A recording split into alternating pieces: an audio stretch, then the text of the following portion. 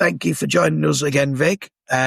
Quick introduction. AI bias girl or lady, on the top, one of the top 12 AI voices in education, involved in various nationwide things, losing track of everything that you've created, to be honest. I've got LessonInspector.ai, Gen Ed Labs, and what we're talking about today is your new Ofsted platform. I'm going to start with a confession in that I've never worried about Ofsted. And we're due in 6 to 8 months and I'm having sleepless nights. I don't know why. And I'm not actually bothered about what they say to us. It's more the experience and the result. But with the whole, I think there's a enrichment framework coming in September. Changes to the framework being made in September. We're due a few months after that. So when you emailed me, I think it was last week, a week or so ago, about insights into Ofsted, I was, yes, I'll take anything I can get. And if it's coming from somebody that's actually really good and knows the stuff, I'm really keen to do it. So the first question is probably linked to your day job. Do you think there is bias in Ofsted inspections that are inherent in the actual inspectors, secondary and inspecting primary and so on? Yes, I do think so. I think pretty much everybody would agree with that. I think if you've got anything human, even teaching, any profession, not specifically Ofsted, but there will always be a human element of bias. And I was watching a really interesting podcast, actually. I think it was Kate Crawford, was it? She's professor. It was 9 years ago, and it was incredibly insightful.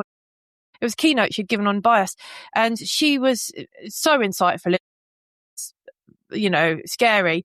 And she was talking about how up until that point, and I think it's probably the same for us up until a couple of years ago, we'd only really considered bias in terms of computer science and machine learning. But she was talking about how bias, and particularly representational aspects of bias, is based in society, and that is fundamentally human. And she was talking about the disconnects between kind of these technical ideas of bias and fairness in terms of mathematical systems that has been around for quite some time, but also the representational bias. And so I think your example there of Ofsted is a really good example of how if you get any group of people together, as humans, we're all value laden, right? We've all got our value sets, our ethics, our beliefs, whatever. And so my question would be to any organisation or accountability framework is, how do you neutralise that bias, or how do you take account of that bias? So, for example, I'd like to know with Ofsted inspectors, does everybody, do they talk about their unconscious biases? Do they iron them out? Do they have training? I don't know. How transparent is the process? Now, I know a few Ofsted inspectors. I've got, and they're, decent people. They generally mean well.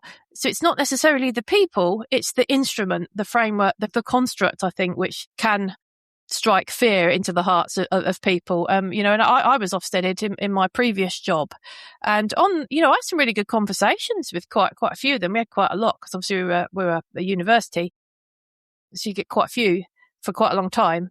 But there was just one that I really, that really I thought, wow, your biases here are quite strong.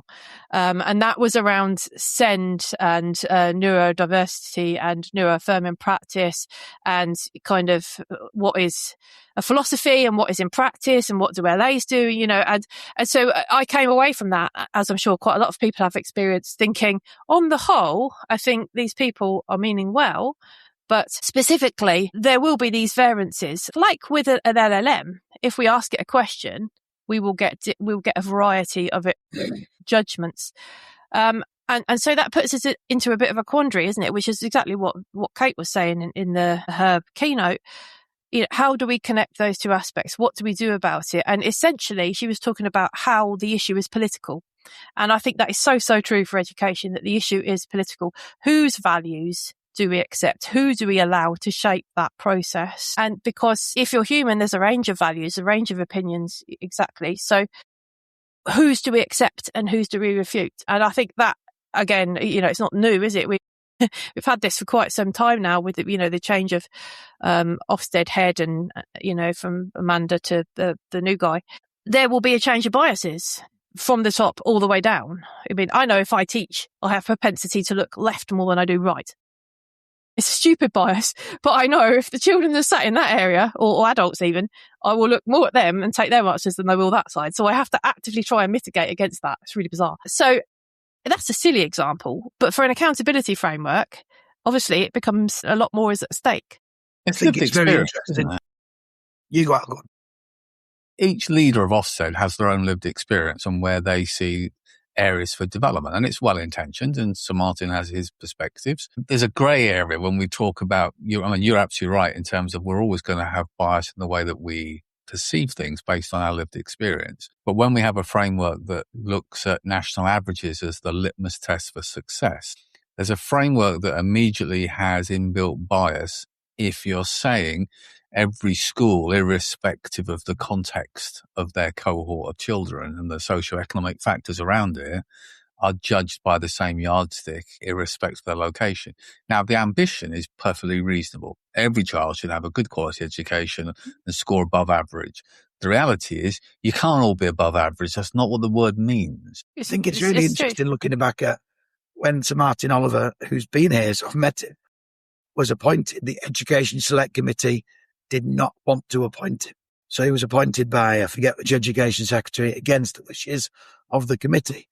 And I can never get my head around the fact that they have one person, because he obviously comes into the job with that background and with the best intentions. There has to be accountability.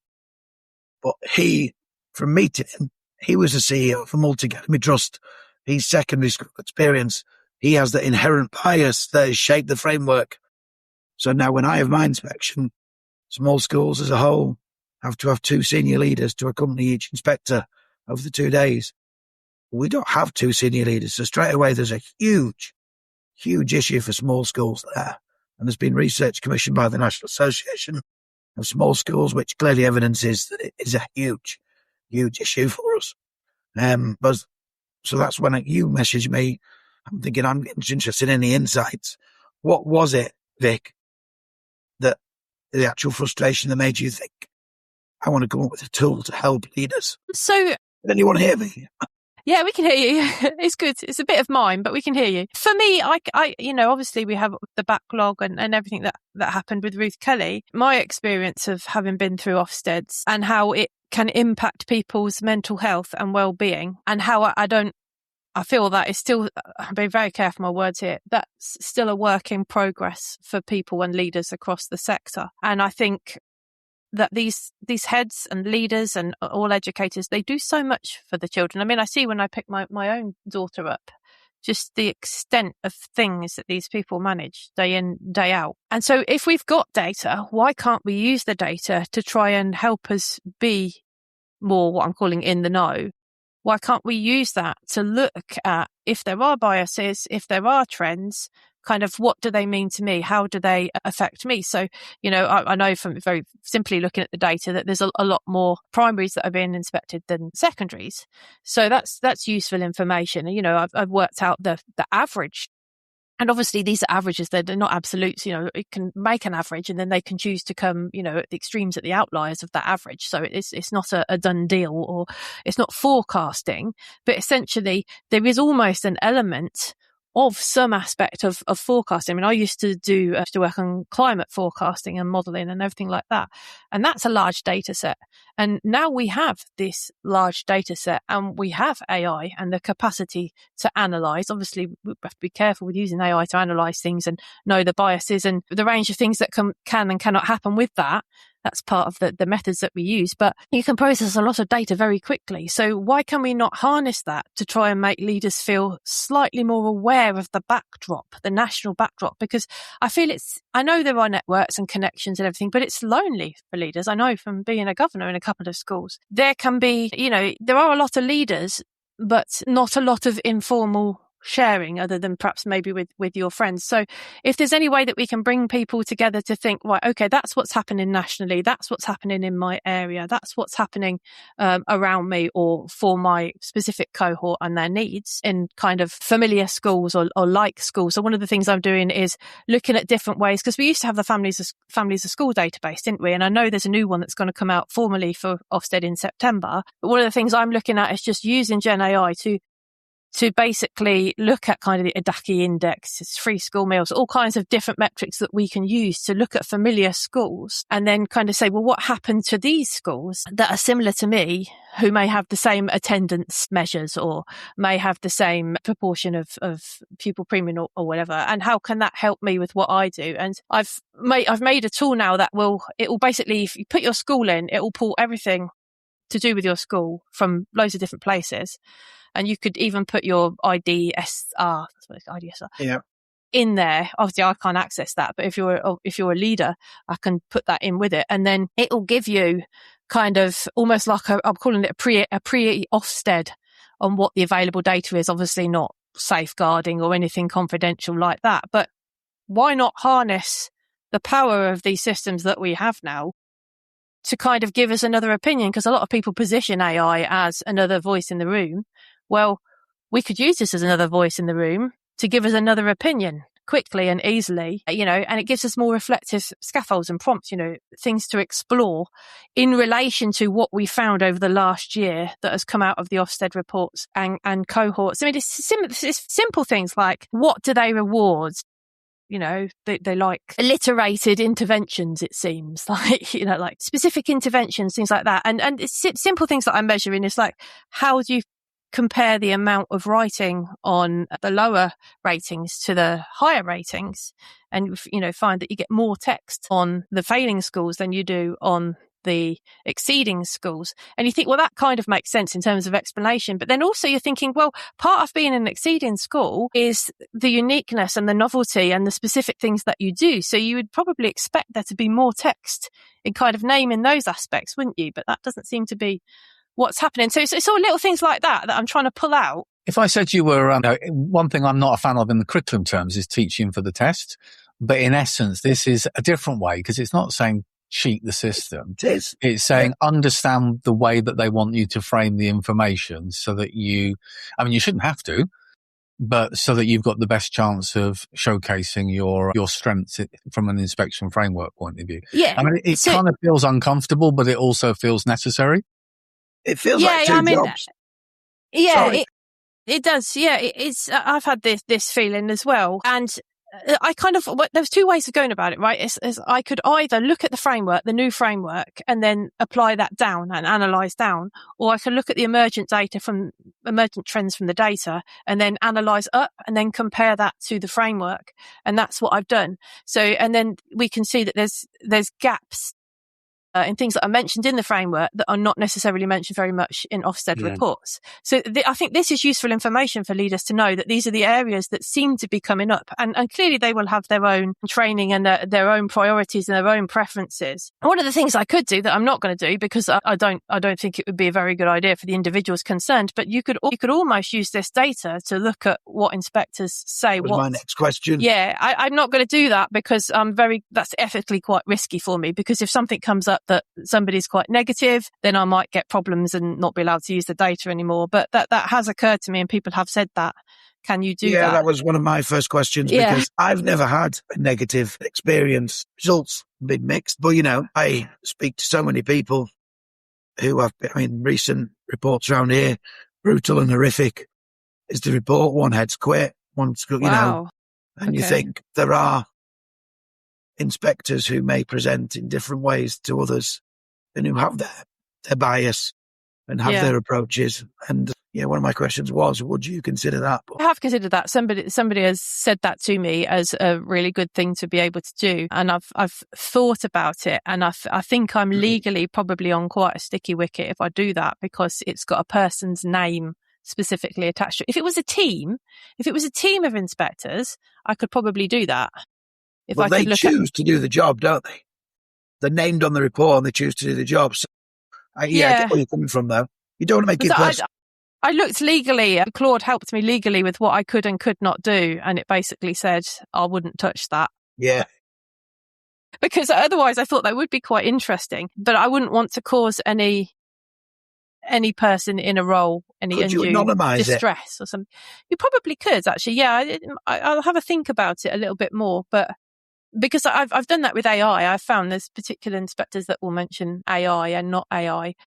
But I guess, it's like writing reports, I think, when you're when you're writing student reports, there's going to be a certain number of phrases that come up when you're using specific assessment criteria, and different people are going to write those in different ways.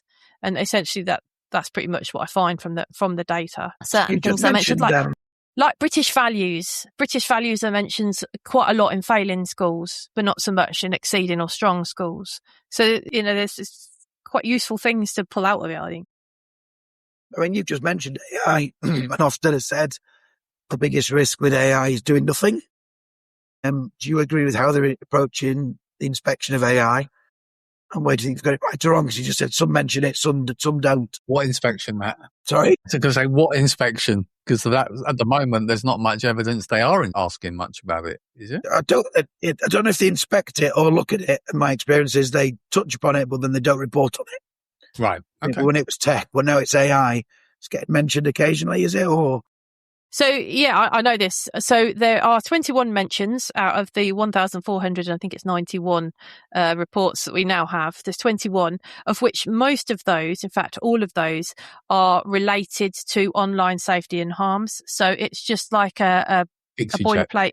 Yeah, it's that kind of thing. None of them, talk about images and problems that could come from images through using AI. That's one. The rest of them are all these kind of just standard bits that are turned on, and none of them at all look at the use of AI in terms of governance and risk. And when I've put this on LinkedIn, people have said, well, maybe that's because they're doing it and everything's going fine, so they don't have anything to report. And in the actual Ofsted documentation, it says that they will mention it if they have a need to mention it if there's a concern. And I've not seen it mentioned only a concern. Yeah. Oh, that's just so negative, does my head. So pretty much, I mean, make what you will of this data, draw your own conclusions, but either they're doing it and they're doing it so well that all schools are doing AI, no problems, no risks, everything's absolutely fantastic, and therefore it's not been mentioned, or this is an area of growth for them and they need to learn their own digital literacy aspects. There's a training need there as a body and an institution, and then they need to apply that to schools. So my personal read is that schools are not being assessed in terms of the governance and the risk aspects of AI yet. And I think why is because you need to have the identification. And obviously I work a lot. My whole business is around identifying risks from AI. And representational harm, safeguarding, whatever. So I personally feel I've been in a lot of schools, I've seen a lot of schools, and I can say that there are governance risks. And interestingly, I noticed in March, the government came out as an AI Insight article, has written a whole report now on AI bias and the risks and things for that. It's come out as kind of technical. It's not come out from the DFE. It's come out from DSIT, I think. So that the broader umbrella term. So I do think it is something that they want to move forwards. I don't know where Ofsted sit in relation to that, but I think the government moving forwards, I think, are probably on this. But then how does the accountability aspect fit on top of that? And I think that's yet to be seen. So at the moment, personally, I think it's the Wild West for AI. I think I know from personal experience that kids are using things. So, I which kind of refutes the idea that Ofsted are measuring it and everything's fine and that's why they're not reporting on it. Right. But again, that's just my take. I'd already be sued or something for that. But it feels like being saying there is that the schools are maybe ahead of the game in terms of teaching the students the ethics behind it, teaching them how to use it, other staff use it themselves. They actually be penalised by inspectors who have a lack of understanding and knowledge. It's a mismatch. Yeah. And I think also one of the things I will do is if you look at the training, the guidance that's come out from the Chartered College and Children Learning Trust and the DFE that Christian's done and Trudy have done, that fantastic piece of work. If you look at that and you create a framework from that and then apply it to each school, essentially that kind of tells you exactly what you should do to avoid governance risks and to work ethically, right? So there's a mismatch in what you're saying there with the guidance that's come out, which is brilliant. And then the working knowledge of the accountability measure that then looks at if you're doing it or not. Accountability measure only highlights concerns. It doesn't highlight any positives, which is just sad. There's no examples of good practice, which is what I would like to see. I mean, I'd like to see moving forwards, this school does this, it has this, I've been part of student showcase days where they consider all these aspects. They make their own product. They look at the ethical impacts. To me, that's something that should be celebrated, that should be a good practice that is shared, that other schools can take as a template and adopt and take things from. That is raising the practice across the sector. So why can't we use the accountability framework to celebrate that good practice? And the only reason I can come up with is either because I don't want to, or B, that the digital literacy of the inspectors. I mean, I spoke 2 years ago, I think it was, to some inspectors about AI and the forthcoming risks, and they were nice, but they were nowhere near the knowledge that we have on our kind of LinkedIn edu and AI community of digital literacy. You think that's the norm, and it's not. I know a lot of people have mentioned that. There's a lot of teachers and leaders and inspectors that are not on LinkedIn who would benefit from being on LinkedIn in this area to improve their own. How are you going to? Is it going to be a platform that both checks and also informs? Because the key strand on this is not just giving people the outcomes, but also giving them insights, better understanding and insights. The insights is always the key bit, isn't it? So are you hoping that this ends up or already is a front door that a school can just engage with now, put in their details, and it will automatically give them a sense of the areas they need to focus on? Yeah, well, at the moment, all I've created at the moment is the insights. So this is what the data shows you, and this is what it could mean for you as a leader. Yeah. I've done that as a newsletter. Is that a website that's going to be available for teachers? There will be a website eventually. At the moment, it's a Substack, so it will email you simple, easy insights. And it's not loads of waffle. It's not a scientific report. It's like, here's a few graphs. There's like a maximum of 10, and here's the major points, and this is what it means for you. So they don't, because I know there's like Ofsted and lots of other places, but then you have to go hunting for the data and have the time to do that. So I thought, if I make this, that it just every Tuesday, because Tuesday is a day that they come, I found this from the data, without fail, it's always a Tuesday. They travel on the Monday.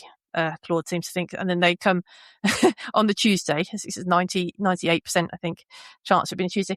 On a Tuesday, you'll get it in your inbox, and then I will create a portal where I can assess schools, or they can contact me. I haven't worked the particulars of that bit out yet, and then it will assess them and give them basically a mock Ofsted report from everything that is available that obviously I can have access to, and then. I mean, you could put your school development plan and things like that in it as well. The few that I've done, I know a few people, and I've done their schools and given it to them for feedback, and they found it really useful because it obviously puts a new framework into practice. It draws from what's there that's been noticed within the Ofsted reports. Obviously, I know a bit about governance and education with my analysis, but also it pulls from these familiar schools and what their reports are. So you can get a lot of information kind of from the population very quickly applied to your particular context. So I'm hoping that then, and I've made it so that it gives you reflective questions as well, and implications, and prioritizes what you should do first. And it's really good from what I've done. It will pull out very particular points because it triangulates so well. I mean, in governance, everything you do with the NGA and everything, it's all about triangulation, isn't it? Right. So now we can use AI to triangulate kind of the data, and obviously not the human aspects. There's still going to be a massive human part of our inspection, isn't there? Going into classroom, seeing the practice, all of that aspect. I can't predict that. But the other stuff, we can have a pretty good analysis and standardization of, I think, as a baseline. If you add in the IDSR that you mentioned earlier, the data in that, alongside what you're talking about there, the insights become quite valuable and should inform quite a lot moving forward. Yeah, I mean, I'm using the census data as well as that. And, and obviously it checks things like, are all your policies up to date? Are there any problems in all your policies? Because I can now send a team of agents out to look at everything in detail. So it burns through the tokens like no tomorrow, but it gives you a really good triangulated, comprehensive idea of what's there. And personally, I think this is what's going to happen anyway. I reckon Ofsted are going to do this anyway, because we had the algorithm up until November, didn't we, which predicted when you were likely to come. I put Fable before they took it away from me today. I put Fable to good use. Yeah, I tried to reverse engineer it because we know pretty much how that worked, the old algorithm, the risk algorithm for predicting schools. That was fairly deterministic. So I backwards engineered that, and then I applied it to the current Ofsted data set to see if the same thing had happened. So essentially, are they using some kind of prediction mechanism to work out which schools are next, or is it just a massive, huge, long list? And I found basically it seems to be a massive, huge, long list. So, but I do think going forwards, what will happen will be that they will do essentially what I'm doing there for a school. So the IDSR could become a lot more comprehensive if you put AI into it. I mean, why are they going to, from a productivity point of view, ethically it's different, but from a productivity point of view, why are they going to have inspectors sat there training through a website when they can just send out a team of agents to look for this X, Y, and Z, are the policies dated, this and that? If you know about education, you can say, look for keeping children safe in education, look for the bullying, the behaviour policies, or, peer-on-peer abuse, all of this stuff you can very easily get. So why will they not do that? We know the government is very keen on integrating AI across all departments. You would imagine there's inspectors already doing it. I mean, I can't comment on that because I'm not an inspector, but I can imagine, yeah. And I'm pretty sure they probably don't have the critical analysis and the bias awareness that I have when they're looking at the processes, because I can challenge all the time with my AI use. I work very critically with AI, and quite a lot of the time it'll give you a load of rubbish and you have to say, no, not this, focus on that, do this, and that's where knowledge of education comes in. But maybe they don't have that digital literacy and they just, go onto a free version of ChatGPT, look at this school, give me an opinion from the website on what you think they should be. I mean, that's a scary thought, right? I think that's a scary thought. I'm not saying they do that, but we don't know. Yeah, so that's where I'm at, trying to build a pre-inspection kind of platform and service to do that so that we can be informed. And it just gives you something else to look at. I mean, companies have been doing pre-Ofsted inspections for ages, haven't they? This is kind of a digital pre-Ofsted inspection quite quickly.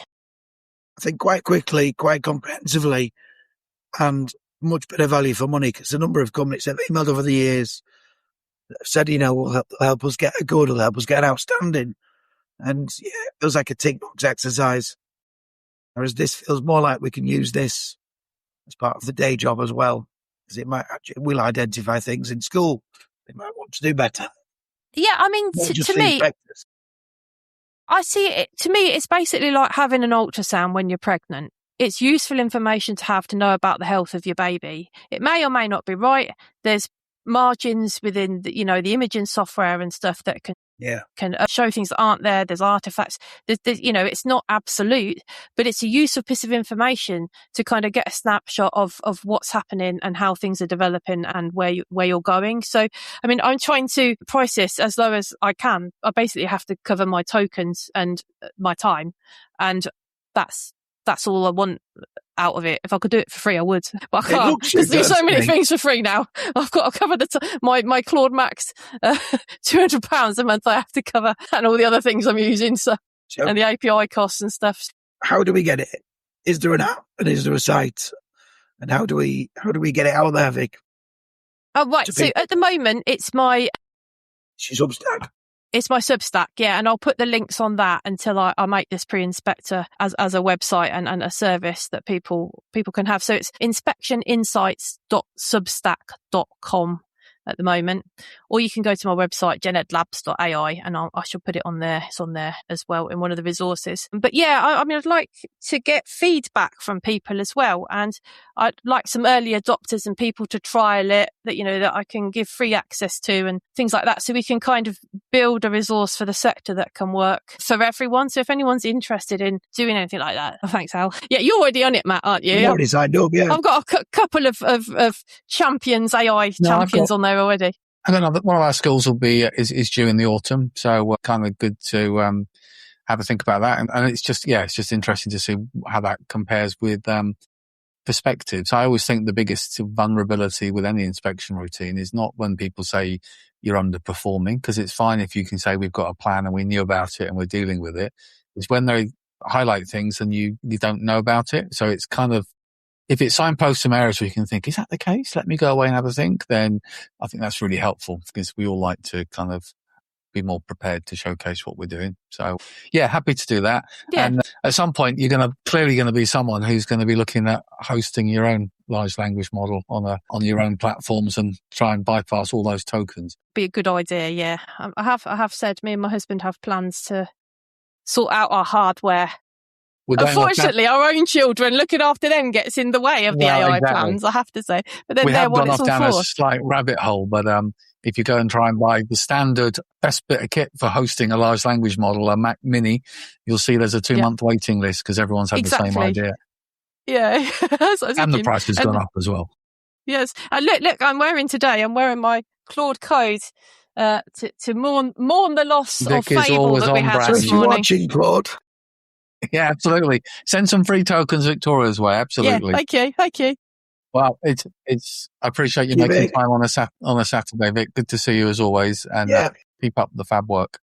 And thank you for having me on and putting me in touch with people who it may be able to help and work with. I appreciate that a lot. Yeah, so definitely. I hope your voice gets better, Matt, as well. I hope it does too. I hope it doesn't. He loses it all. I think there's a lot of people with you, Al, to be honest. Right. Thank you so much, Victoria. Thank you. Have a great weekend. Bye. Bye.